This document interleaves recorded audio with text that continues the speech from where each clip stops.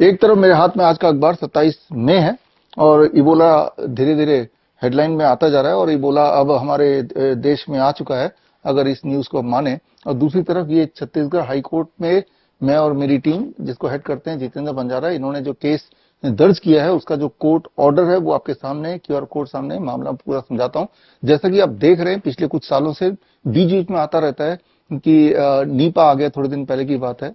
उससे पहले आ गया था HMP वायरस आ गया, या फिर कोरोना दोबारा से आ गया, अल्फा बीटा वेरिएंट आ गया और अब इबोला आ गया। ये तो पिछले कुछ सालों से आप देख ही रहे हैं, लगातार चल रहा है। और भयंकर तरह से तब चला जब कोरोना का खेल शुरू हुआ 2020 में।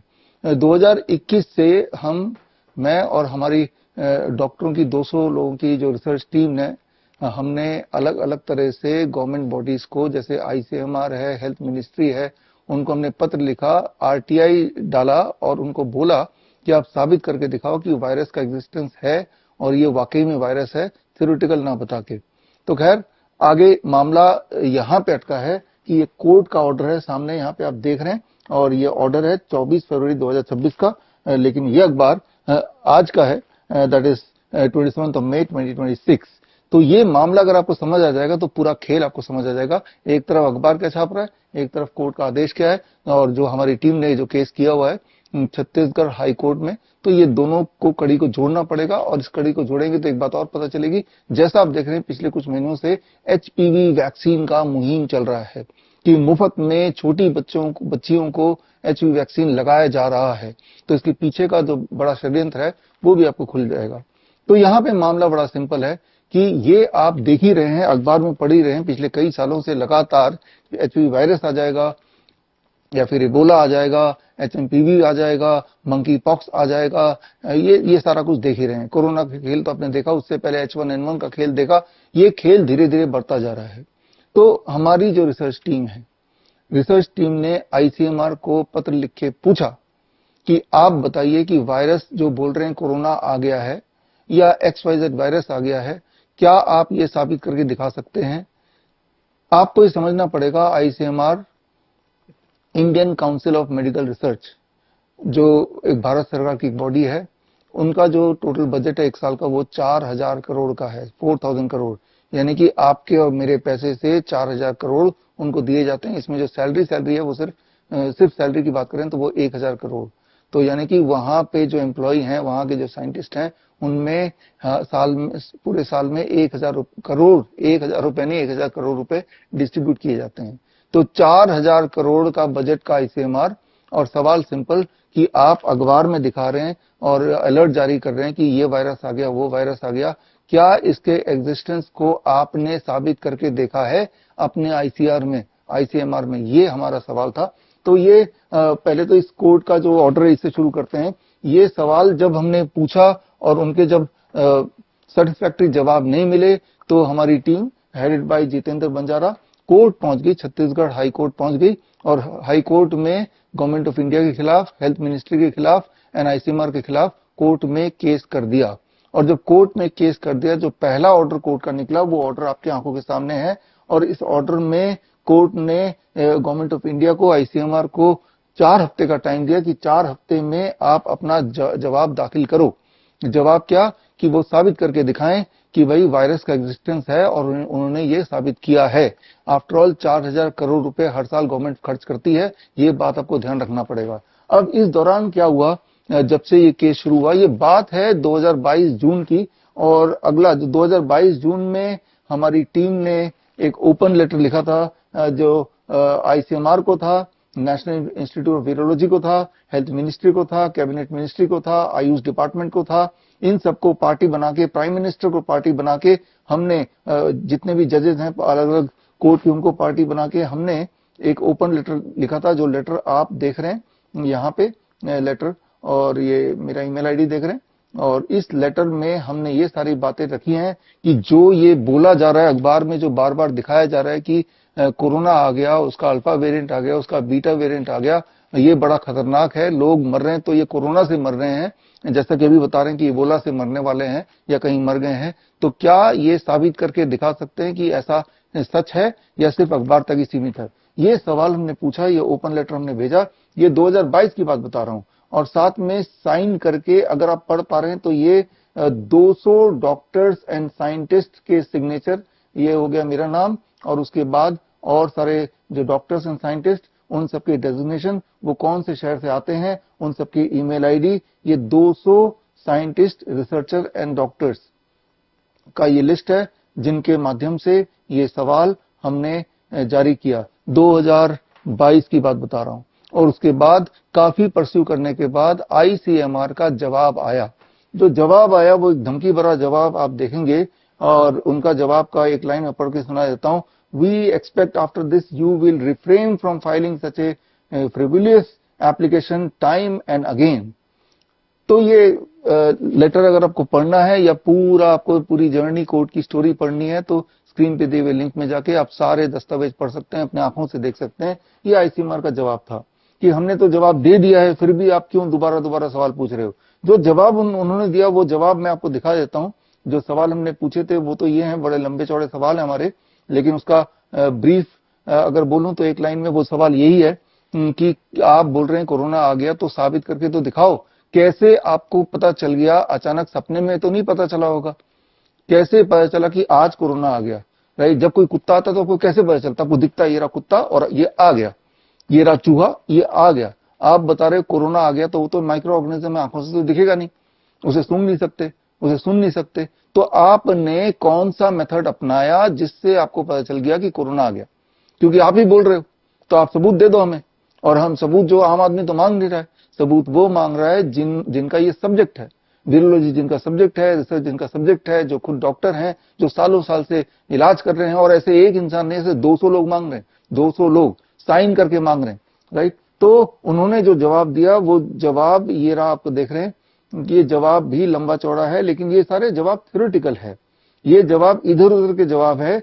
इस जवाब में कहीं भी ये नहीं लिखा कि हाँ हमने आईसीएमआर के लैब में ये करके देखा और उससे हमने ऐसे करके देखा जिससे हमें ये समझ आ गया कि ये कोरोना आ गया। ऐसा कुछ भी जवाब में नहीं है। ये जवाब अगर आपको डिटेल में पढ़ना है तो स्क्रीन पे दिए हुए लिंक में जाके आईसीएमआर का जवाब आप पढ़ सकते हैं, अभी पढ़ सकते हैं। ये जवाब पढ़ेंगे तो या तो आपको बड़ा गुस्सा आएगा या बड़ी हंसी आएगी, अगर थोड़ी भी बात की गहराई समझेंगे। तो जब हमने देखा कि आईसीएमआर का इस तरह के जवाब हैं और जवाब के बाद धमकी भरे लेटर भी हैं, तो एक ही चारा बचा था कि हम सीधे कोर्ट पहुंचे। तो छत्तीसगढ़ हाईकोर्ट पहुंचे, और छत्तीसगढ़ हाईकोर्ट पहुंचने के बाद जब एक तरफ हमारी team headed by Jitendra Banjara, जिन्होंने डायरेक्ट अपनी वकालत खुद की, और दूसरी तरफ आईसीएमआर गवर्नमेंट ऑफ इंडिया की तरफ से उनके वकील, और दोनों के बीच की जो बहस आप देखेंगे, स्क्रीन पे दिए हुए लिंक में जाके वो बहस आप खुद देख सकते हैं। तो आप पाएंगे कि वो बिल्कुल चुप थे, उनके पास कोई जवाब नहीं था, और उन्होंने जवाब के लिए 4 हफ्ते का टाइम मांगा। बात है 24 फरवरी की, और 24 फरवरी से 4 हफ्ते कई बार आ चुके हैं। उनका जवाब अभी तक तो नहीं आया, लेकिन अभी उनके हिसाब से एक और वायरस आ गया। तो यहां पे कोर्ट में अभी वो पेंडिंग है, और ये कुल मिला के कंक्लूजन ये है हमारे और हमारे 200 डॉक्टर्स और रिसर्चर की टीम का, कि ये जो वायरस का एग्जिस्टेंस वो बार बार खेल लेके आ रहे हैं। ये सिर्फ किसी के कहने पे फार्मा इंडस्ट्री है या WHO है, उसके इशारे पे कठपुतली की तरह न्यूज बनाते हैं, और न्यूज अखबार में आता है, बार बार दिखाया जाता है। आपका दिमाग मान लेता है कि आईसीएमआर बोल रहा है, हेल्थ मिनिस्ट्री बोल रही है, तो वाकई में ये सच है। इस न्यूज को पढ़ेंगे जो आज का न्यूज है, अखबार के हेडलाइन है, मेन स्ट्रीम मीडिया में, प्रोपेगेंडा मीडिया में, इसको अगर पढ़ेंगे तो बस ये पाएंगे कि युगांडा की एक लेडी है 28 साल की, उसको बॉडी एक हो गया, तो बस अब इसका मतलब है कि उसको इबोला हो गया, और यही बड़ी न्यूज है। यानी कि आज की तारीख में अगर आपको बॉडी एक हो गया तो क्या, तो उसका नाम इबोला है। जैसे कि आज से 3-4 साल पहले खांसी जुकाम बुखार का नाम कोरोना था। तो हर साल आपके जो बेसिक एक सिम्टम होते हैं, जो कि साल में 2-4 बार इन्फ्लुएंजा लाइक इलनेस इसे बोला जाता है, होता ही है हर साल खांसी जुकाम बुखार। और जब भी कभी खांसी जुकाम बुखार होगा तो साथ में बॉडी एक भी होगा, तो उसी को हर साल एक नया नाम दिया जा रहा है। अगर धरातल में देखें जाके, तो अगर कोई रिसर्च फाइंडिंग है, उसके ऊपर कोई उन्होंने एक्सपेरिमेंट किया हो, कोई कंक्लूजन निकाला हो, ऐसा कुछ भी नहीं है। अगर ऐसा होता तो कोर्ट में वो पेश किया जाता, हमने तो बोला हम 200 डॉक्टर से, हम हमारे सामने दिखाओ, हम देखना चाहते हैं कि आपने कौन सा वाला एक्सपेरिमेंट करके किस तरह से आपने ये कंक्लूड कर लिया कि ये तो कोरोना है या एक इबोला है, ये नीपा है, किस तरह से आप डिफरेंशिएट कर रहे हैं, we want to see, right. तो उनका जवाब अभी तक नहीं आया, लेकिन होता ही ये है भारत में, तारीख पे तारीख, तारीख पे तारीख, और जब तक वो जवाब आएगा तब तक वो अपना खेल कर चुके हैं, जैसा कि अब ये खेल शुरू किया है इबोला का खेल। इस खेल में अगर मैं एग्जैक्टली पढ़ूं, old 28-year-old woman from Uganda who developed a mild symptom including body ache। Mild symptom क्या होता है? खांसी जुकाम बुखार और बॉडी एक, सिर्फ इसमें बॉडी एक का जिक्र किया और किसी चीज का जिक्र नहीं किया।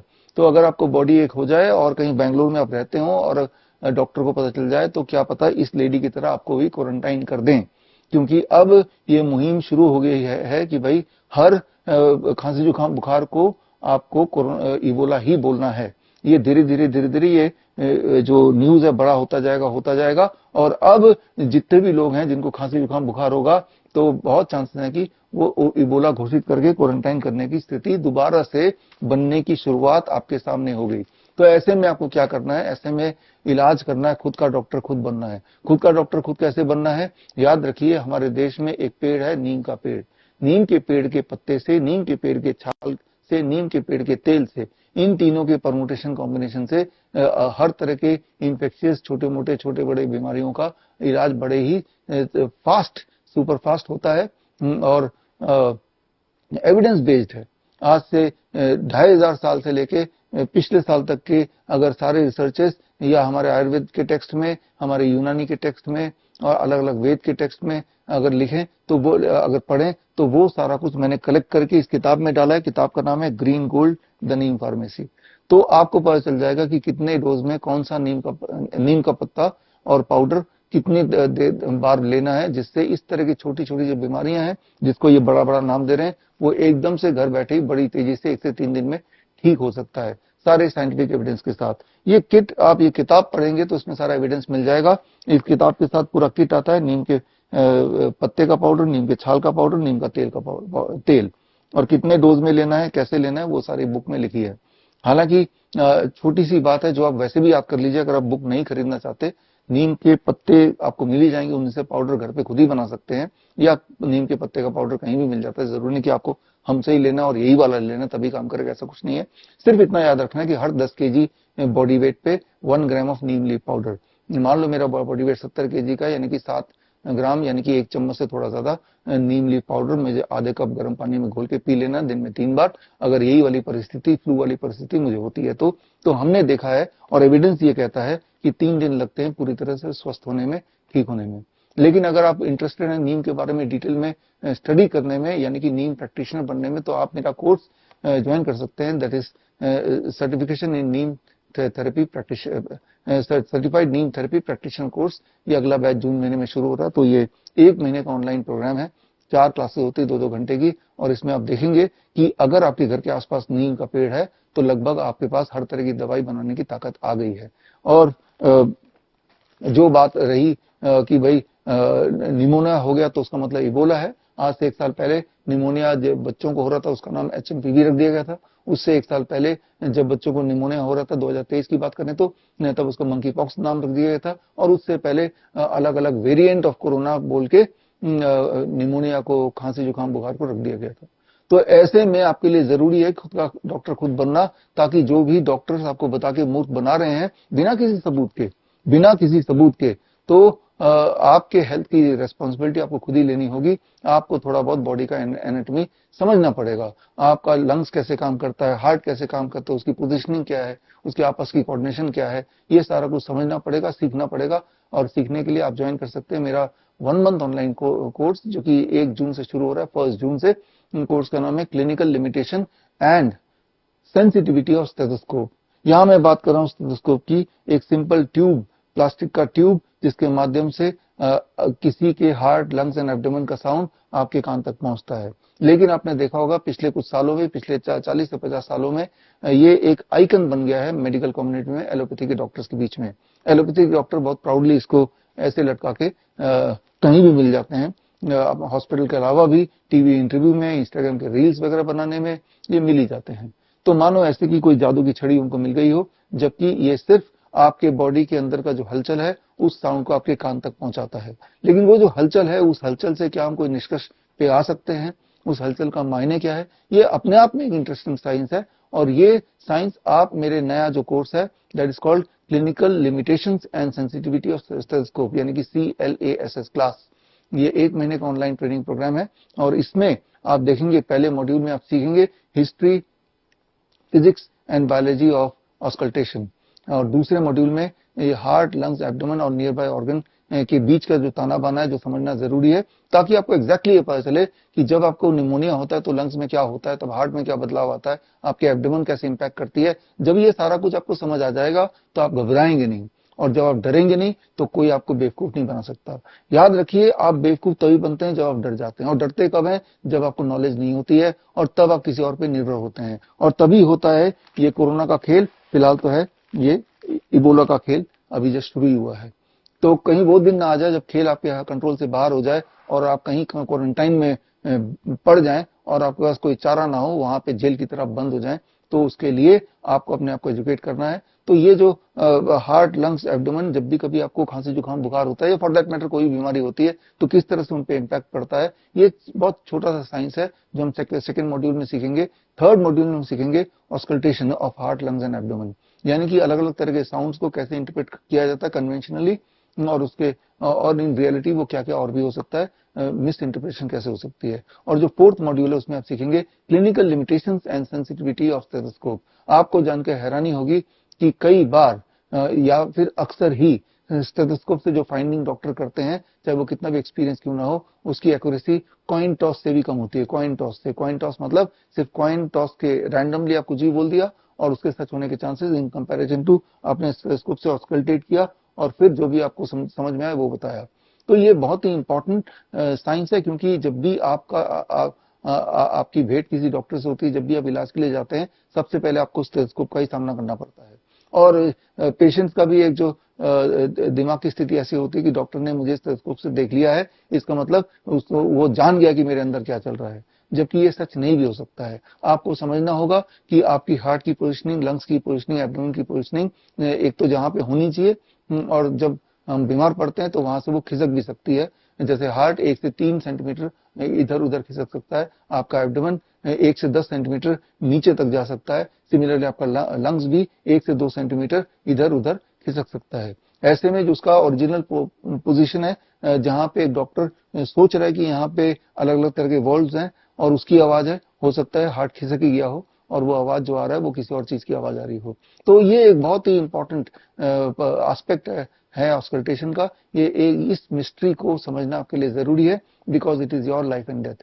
तो आप में से जो लोग ये ऑस्कल्टेशन वाला प्रोग्राम यानी कि class clinical limitations and sensitivity of stethoscope, ये ऑनलाइन कोर्स ज्वाइन करना चाहते हैं, तो स्क्रीन पे दी हुई लिंक bishrup.com/क्लास में जाके अपने आप को रजिस्टर कर सकते हैं। इस कोर्स में आपको कोर्स मटेरियल के तौर पे एक किताब मिलेगी। किताब का नाम है stethoscope is it more accurate then a coin toss. तो यहाँ पे मैं 2 कोर्स का जिक्र मैंने किया, एक तो ये स्टेथोस्कोप वाला कोर्स और दूसरा नीम थेरेपी वाला कोर्स। नीम थेरेपी वाले कोर्स का पर्पस है अगर बीमार पड़ी गए तो इलाज कैसे करें, और स्टेथोस्कोप वाले कोर्स का पर्पस है अगर आप बीमार पड़े तो आप अपनी जांच कैसे करें और जांच के फाइंडिंग्स में कितना भरोसा करें। तो खैर, हम मिलेंगे in the class on 1 June. All the best, thank you, जय हिंद।